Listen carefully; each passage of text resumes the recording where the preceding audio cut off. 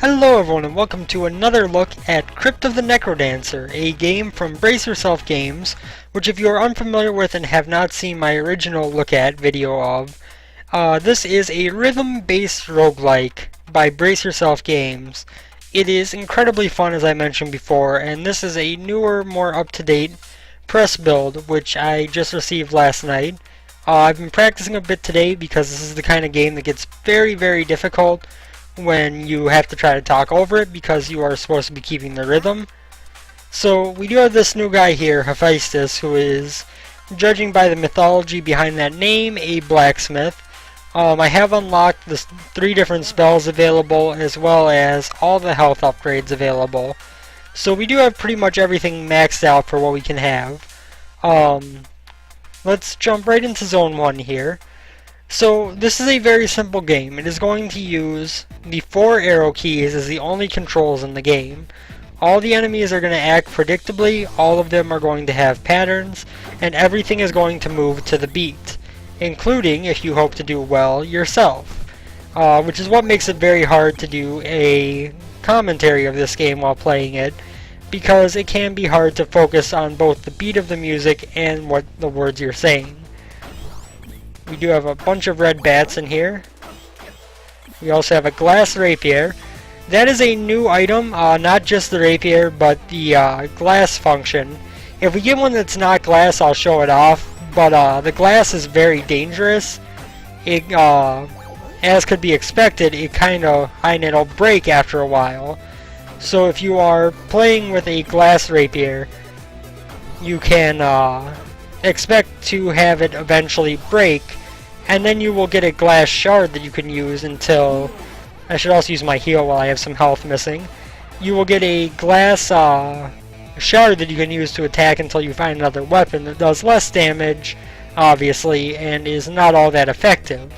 So, you know, it is both a good thing and a bad thing to have a glass weapon. They're strong, but they don't quite make up for that strength in the long term because they eventually break where other items do not. You can see the effect of the rapier if you look at when I attack. Essentially, if you are if you are 2 tiles away from the enemy, you lunge toward them and do double damage. So enemies that would take 2 hits to kill, you kill in 1 hit. And then you get an extra little bonus, essentially, to it by way of your lunge forward. It should also be noted that Minotaur there is something that has been added in this version. At the exit of every floor, you're going to have to fight a sort of mini-boss, which will vary from those Minotaurs. I believe I have seen, there have been a couple of the dragons that were just kind of randomly found in the old version. There are various other creatures, larger versions of enemies that you faced before, like bats. Essentially, you're just going to be facing a lot of, and you're going to be facing a stronger enemy if you want to move on to the next floor at the end of every level. So we're going to take a quick look around here. With 93 gold, I think we should invest in this block of cheese. This is another one of the new types of items added. It is a usable item. So with down and right, we can use the block of cheese, which will heal us for, if I recall correctly, 2 points of damage. There is an apple that'll heal you for 1 point, and there is a, what's the other one? As you can see, when the song ends, you drop down to the next floor. The other one was was meat that'll give you the ability to, oh god, I let myself get surrounded. That's never good. So yeah, beat-wise I'm not doing very well, but we are surviving pretty well. But yeah, there is also an item which is a drumstick that essentially just allows you to restore 3 health, I believe. There is also a heart container that you can buy which heals you for 1, and if you have less than 5 total hearts to begin with, magic torch. That's a little bit better than what we have. Everything else in there is kind of useless to us. But yeah, what was I looking for? The,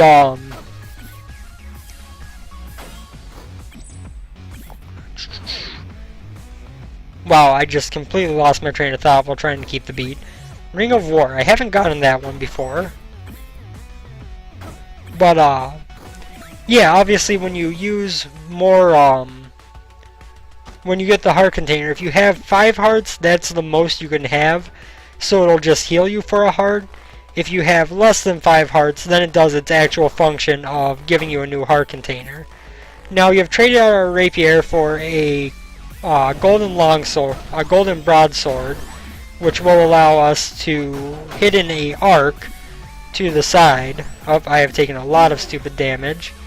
Real quick, we're going to take another, or actually, looking at the map down there in the bottom right, I think we have filled out this level pretty well. So down to level 3 we go. This shop is going to need a key to get into, a blue key to be specific. So these guys are kind of like boos. If you're looking at them, they aren't going to attack. I made a mistake there. We should heal while we have it active, and then come down here. The water you have to jump into for 1 turn and then jump back out of in order to get past. I think we are actually totally stuck, which is one thing that is kind of a negative with the level design, is these arrow traps here. When they, when you're in a situation like this where they're in a block room, sometimes they can trap you in an area. Essentially what we gotta do now is we just have to wait until this song ends to go down to the next floor. Instead what we're gonna do is... Can we get back to... Yes. We'll just restart the run there. Obviously that is one of the fail-safes of having the song ending bring you down to the next floor, is that if you do get yourself trapped, you aren't trapped forever. You just have to wait till the song ends. But for the purpose of this video, I don't think it's very wise for me to sit there and wait for the song to end without just restarting and moving on from a fresh start. So that is one thing to watch out for a bit. In there we have a couple of the new items. A map, which is obviously going to reveal the whole map for you when you enter into a new floor, which is very useful, not just because it allows you to see where all the and see how the rooms are all laid out, but also because by virtue of that you can see the hidden rooms in the walls that normally without a torch are pretty much left invisible to you. So the map serves a double function in that respect. I'm not sure how many hits this green blob is going to take. 2 it seems. So now we've got another new item, a purple scroll. Now each of these scrolls has a unique function. The purple one we will show off. Might as well just do it here. If we hit down and right, it's going to give us Gigantism, which is essentially going to be extra damage for us. Not all that useful for some things when you have a... Whoops, I accidentally did our ice spell. That was a waste of usage there. But yeah, the scrolls are going to let you have different effects. This one is Gigantism, which is like a damage up. There are also the freeze, fire blast spells are available in scroll form, allowing you to get them if you have not unlocked them from Merlin yet with diamonds. You can also run into what other scrolls were there? I know there was at least one other one that I've had. It's not one of the base spells, but I can't think of what it was. So now I have pretty much explored out the map. What I'm going to try to do is see if I can find any of the hidden rooms, because without a torch, pretty much your only way to find them is to dig through the level. Now, one thing to be noted, if you are not currently in an active combo, getting sent down to the next floor by way of the song ending does not hurt you. If you do have an active combo, it is going to end your combo, which of course is a negative thing, because it means that you aren't going to be getting as many coins when you kill things on the next floor. When you don't have an active combo, it is pretty much just the time limit that sends you down. Obviously, if you're trying to trade out items or something, then you might run out of time and end up losing the one that you want to keep. So it does have its negative in that respect. But in terms of just the actual damage to your run from that, it's not going to do much.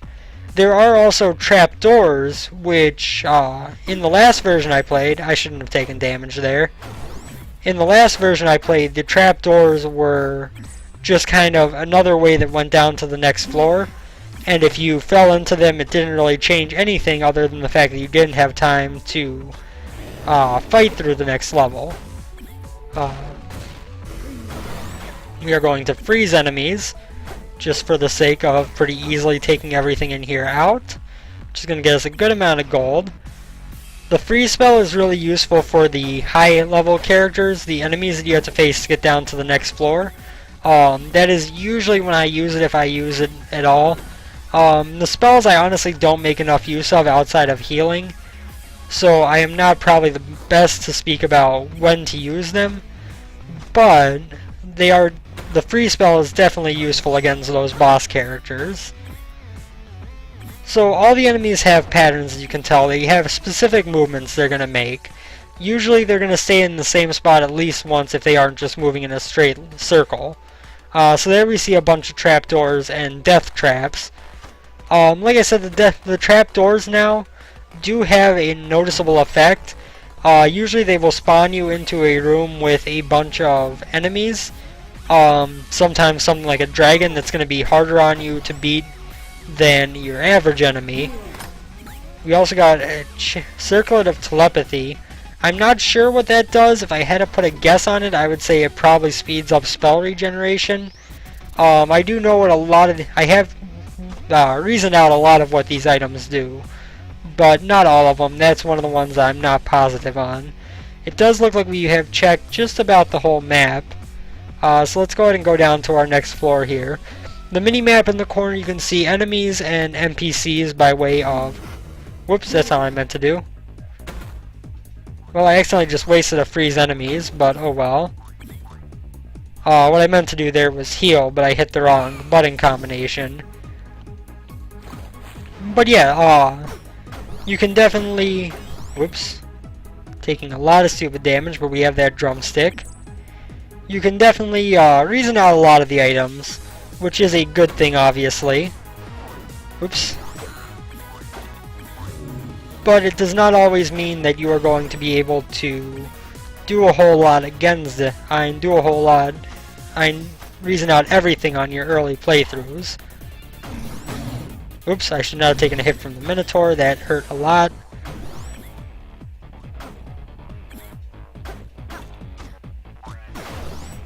Took a hit from the skeleton as well. This would be a good time to use our drumstick that I forgot we had. And then our heal spell should be back up soon. There we go. And yeah, obviously that's part of the fun of a roguelike type game, is getting different items each playthrough and reasoning out what they do for you. Some of them are very obvious, some of them you can work out really quick. Emerald Longsword. I don't know if that's actually better or worse than what I had before. And the compass, I don't exactly know what that does. I'm assuming it points out where the important locations are. We have a magic torch now, which will allow us to see through the walls a bit. If I recall, we should be just about done with this floor. There is probably, yes, a room up here, which has nothing in it for us. I can heal again, so I should take care of that. So yeah, pretty much your objective in each run is to work your way down through the floors until you get to the boss battle involved. And once you beat that, then you can go on to the next floor. It should be noted that in the current build, I'm not sure if this is an intentional design decision or if it is just not fully flowing yet. But let's say I beat through Zone 1 here. I won't just move on to Zone 2 with the items that I have. I will actually be brought over into into the lobby again, for which I will have to just enter into Zone 2 fresh if I wish to go there. So the longsword, as you can probably tell, we have a musket of some sort. I have never actually had that, but we're going to spend our money on some meat that'll heal us up. But yeah, and the longsword, if you can't tell, is going to attack 2 spaces in front of you. That was a really bad situation to be in, but we took care of it. Now the emerald weapons are one that I haven't worked out the exact purpose of. Obviously the gold weapons do extra damage for you, but the emerald ones don't appear to do extra damage, and they don't appear to actually have any more effect than their regular counterparts.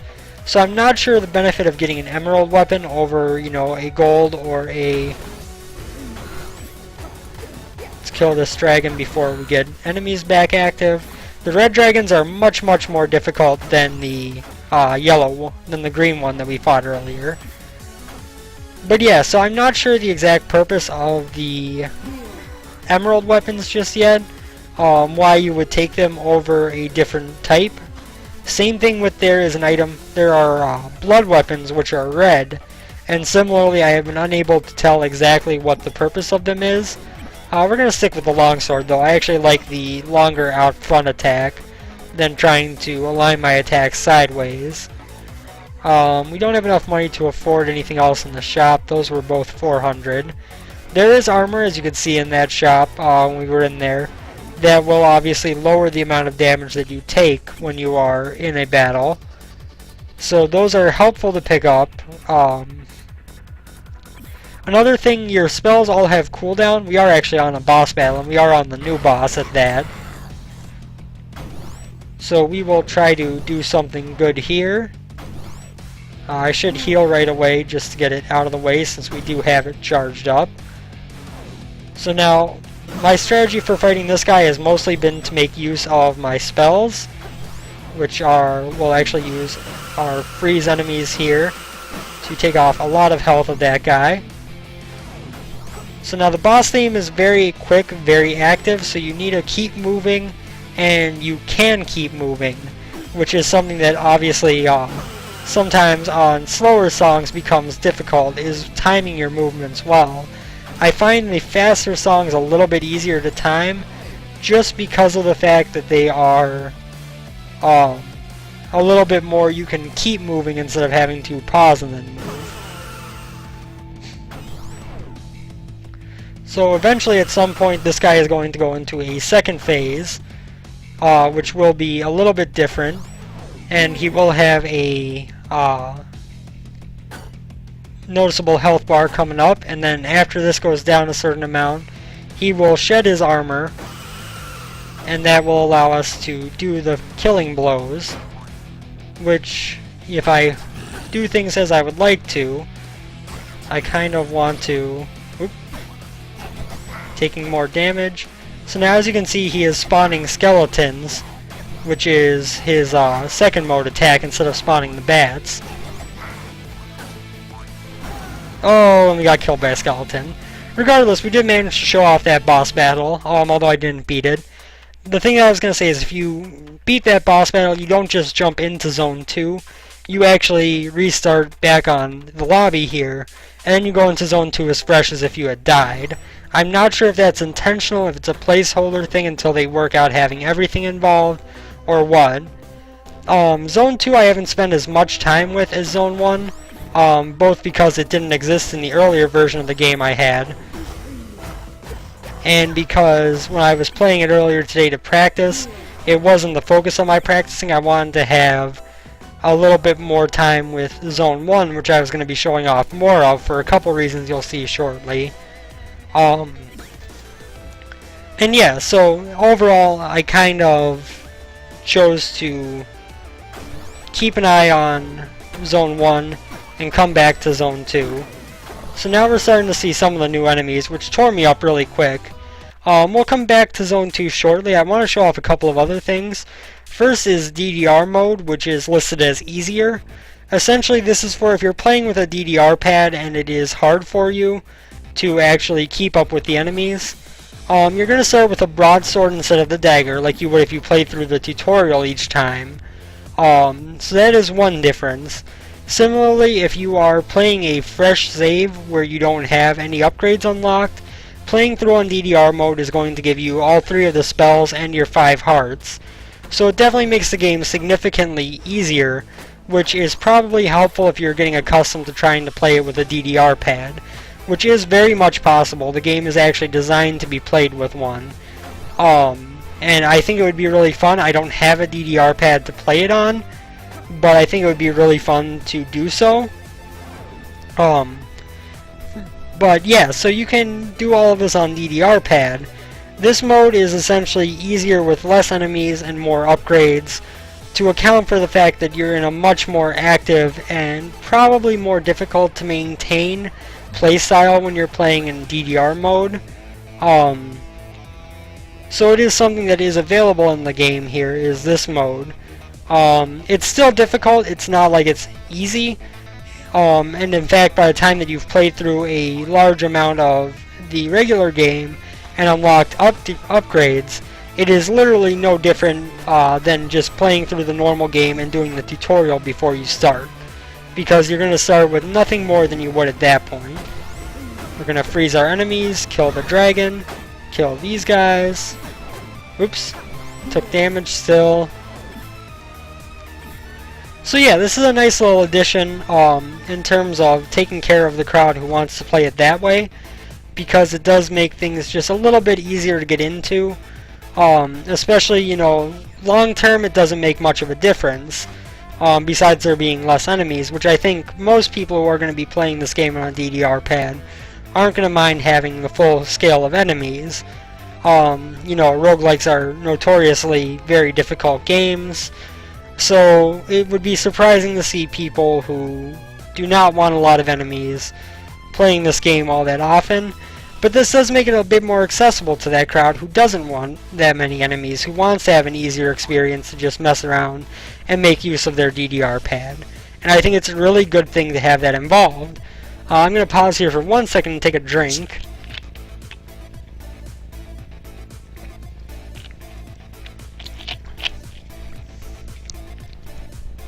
Okay, back to the action we go. So we're going to do one run through on this mode. That shop is locked, so we're going to need a key to get into it. Usually the keys are buried in the wall somewhere. I should also add that your heals refresh when you go down a floor, so it is definitely a strategy if you're, you know, trying to build up health, to instead of trying to, you know, just move on as fast as possible, if you delay a bit on the floor that you're on until you get a recharge on your heal, then you can then use it again when you get down to the next floor immediately without waiting for the cooldown, which does save you quite a bit of time, honestly. It's not a bad idea if you're trying to just go for completion in the game, to kind of cheese it a little bit like that. Now I do like having a longsword, but I'm going to take the golden broadsword for its increased damage. I took a hit right there because I am an idiot. So yeah, I don't know, we do have one more mode to show off before I end this video for sure. We are already at 22 minutes, so that might be the last thing of this video. Don't be surprised if you see more content of this on my channel before it is out of this current alpha state. I do want to encourage people to pre-order it. It is a game that very much deserves it. It is something that I think a lot of people are going to enjoy when it's released in full. And it is something that I very much enjoy just messing around with. So I see no reason to not show off more of it. Including assuming that it's all good trying to play through an entire path of Zone 2 on camera. I think we are almost out of song here. It also looks like we have explored the whole floor. So let's go through here. That should be added. These stone blocks here, your normal shovel can't go through, and if you click on them when you have a combo going, it's going to end your combo. But there is a golden shovel which you can get, usually from the shop, but you can get it from a chest and such too, which will allow you to have access to breaking through those blocks. There are also a couple of other types of shovels which I'm assuming have other effects that they can break through, which is also cool. Occasionally in the rocks there are diamonds hidden.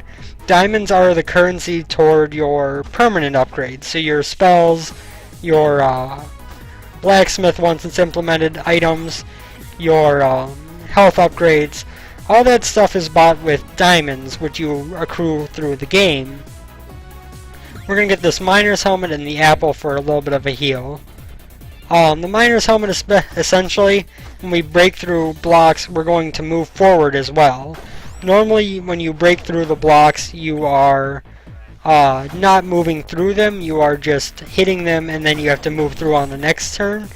In the case of the miner's helmet, it allows you to actively move through the blocks as you hit them, which obviously saves a lot of time digging.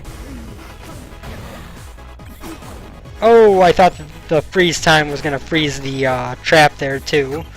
That was probably a silly assumption to make, but what can I say? It made sense in my head.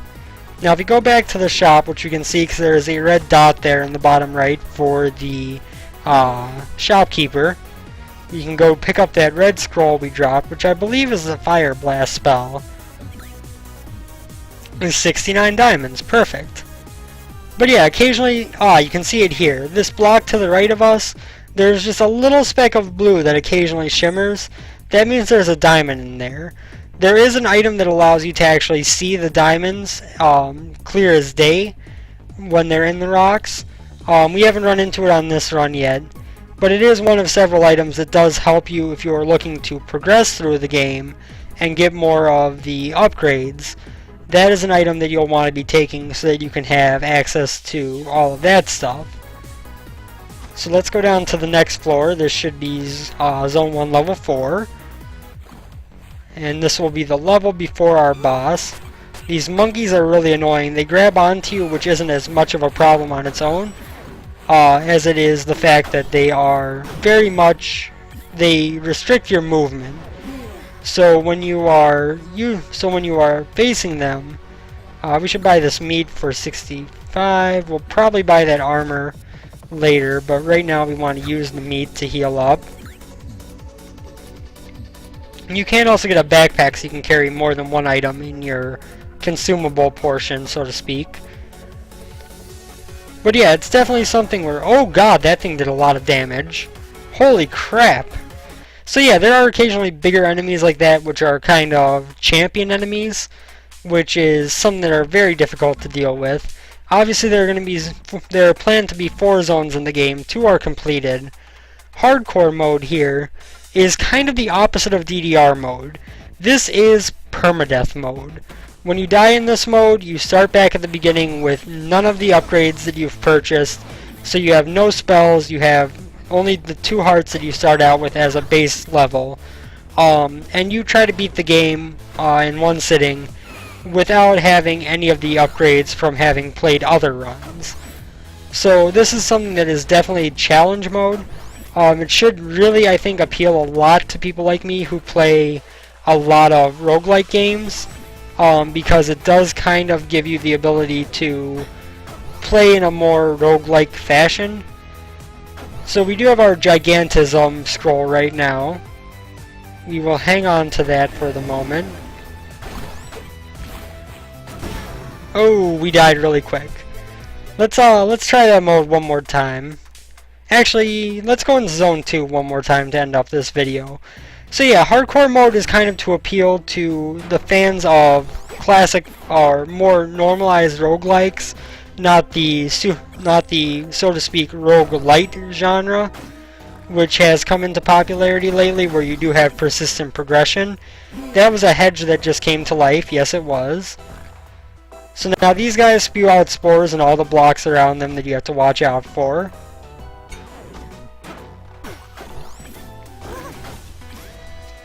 That guy does have a direct attack when you're up close. When you're further away, he pulls you toward him.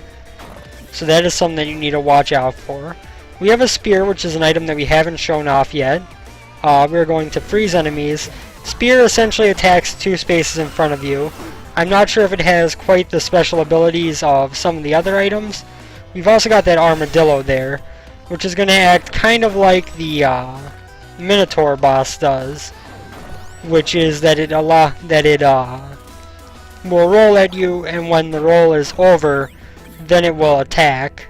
And when the roll hits something, then it becomes vulnerable.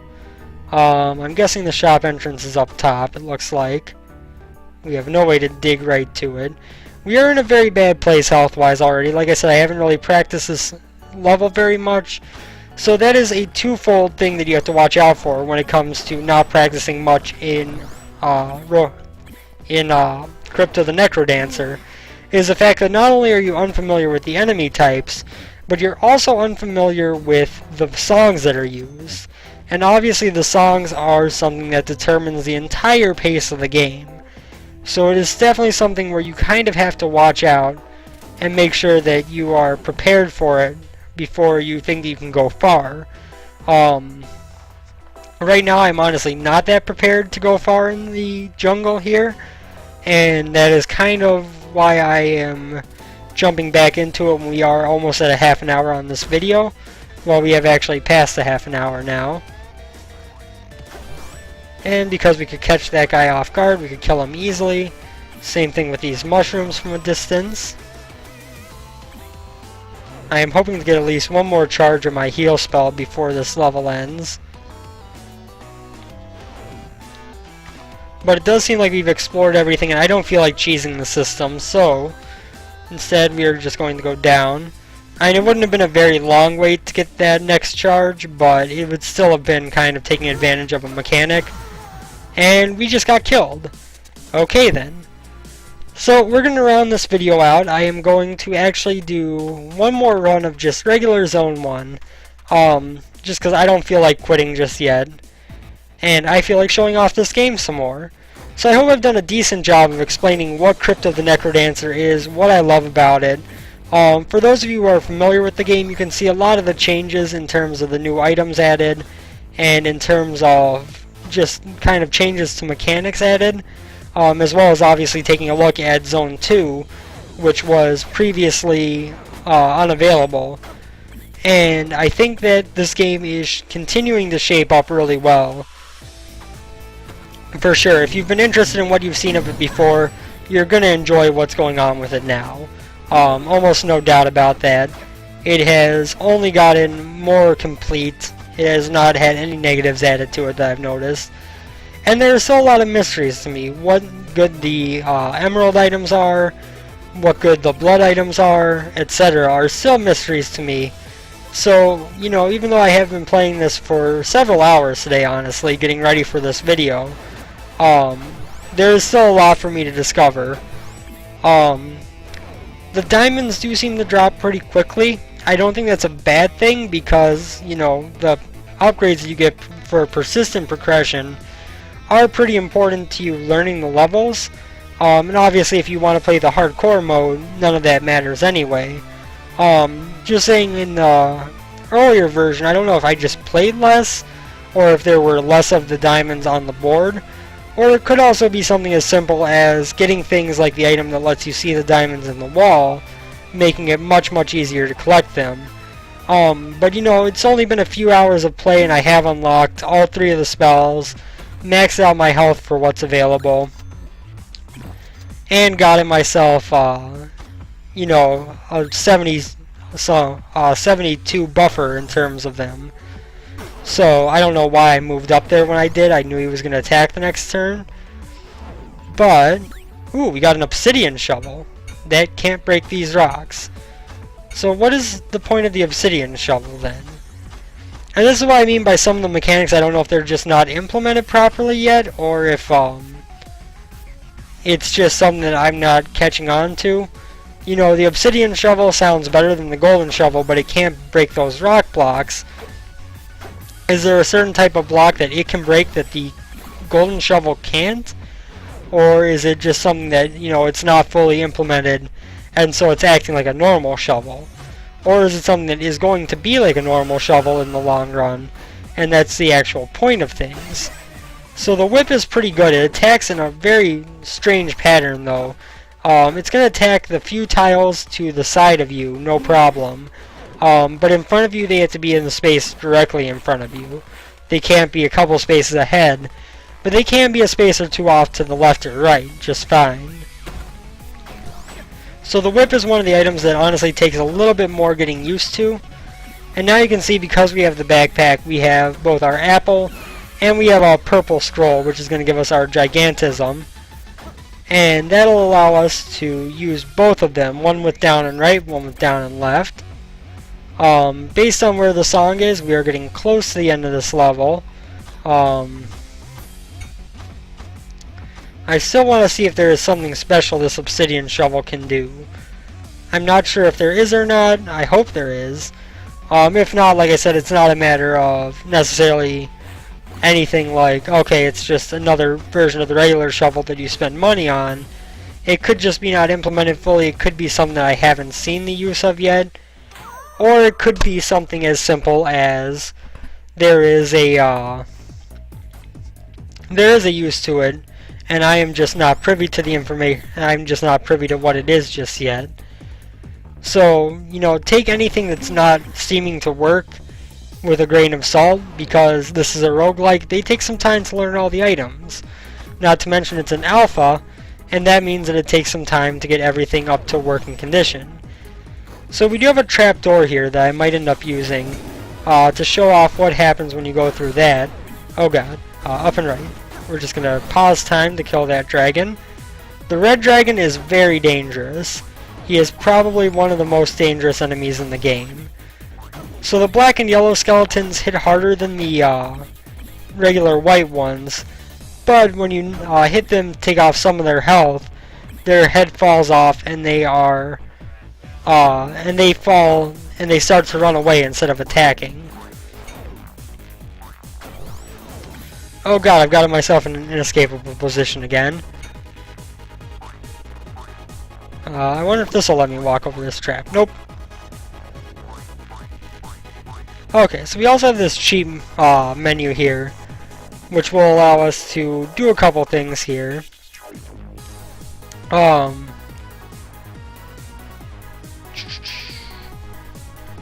know, we're gonna create another item. Where is...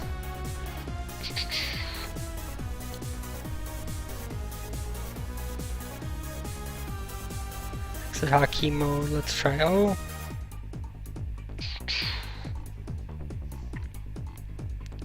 Where's what I'm looking for? Dear God, there's a lot of stuff, and this is not the best place to be reading it over. I'm looking for 2. Okay, so now if I'm right, that should have given us... Oh, nope, I must not have hit it. Oh, 2. There we go. Oh, and I hit escape. Okay, I accidentally exited the game. What I was going to do is I was going to spawn winged boots, which allow you to fly, which lets you get over traps, which would have let me get out of that position without waiting for the song to be over. Obviously, I messed up on that and accidentally exited the game while trying to quit the cheat menu. What can I say? I haven't used the cheats in this version, so I was not particularly adept at the menu. Anyway, thank you guys for watching. I hope you enjoyed this look. And we'll be back with more of this at some point. I definitely want to play more of it on camera, so you can bet on the fact that there will be more of it. Thank you guys as always. If you are interested, I will put the link to the game in the description, where you can pre-order it for $24.99 with this, or $22.99 with the soundtrack, or $13.49 with just the game. Those are 10% off from what the release prices will be when the game is finally released. The soundtrack is definitely worth it. There are a lot of people doing really good work on the music in this game. So I would highly recommend that, but obviously if you don't want to pay $24.99 to get both, the option to just get the game at, you know, the regular price is there. Thank you guys for watching as always, and I will see you next time. Take care.